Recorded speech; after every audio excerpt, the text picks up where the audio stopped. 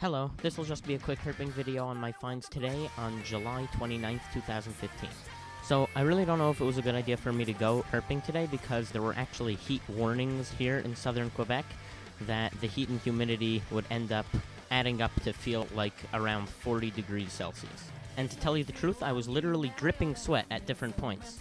Firstly, I have to say, today we were herping at the Morgan Arboretum, which is a property owned by McGill University. Our first find was literally 2 minutes after we arrived. I just picked up a stone and found this beautiful blue-spotted salamander, which is in the mole salamander family, just like the spotted and marbled salamanders. And on this path through a field that we always see tons of snakes basking, there were actually none today because I guess it was just too hot for them to be out. Right when we got into the forest, we realized it was overrun by a plethora of wood frogs and American toads.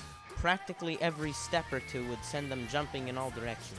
It didn't take long before we flipped a couple of red efts, which are red-spotted newts in the eft stage. We also then continued to find a bunch of spring peepers and a bunch of red-backed salamanders. The interesting part is that my brother actually flipped the rock that had 7 under it all at the same time. Sorry, but by the time I got the camera out, there were only 5 left. Redbacks are in the lungless salamander family, Plethodontidae, which means they don't have lungs and they breathe solely through integumentary respiration, which means breathing through the skin. Last but definitely not least, being that I'm really a snake guy at heart, we found this beautiful little garter snake under a garbage can. It was actually in between the garbage can and the wooden frame, although here you just see us picking up the wooden frame because it then slithered underneath. Sadly, earlier in the trip, we actually saw a crushed snake under one of these garbage cans. I guess when the person was taking out the trash, he by mistake crushed it, which is a real pity.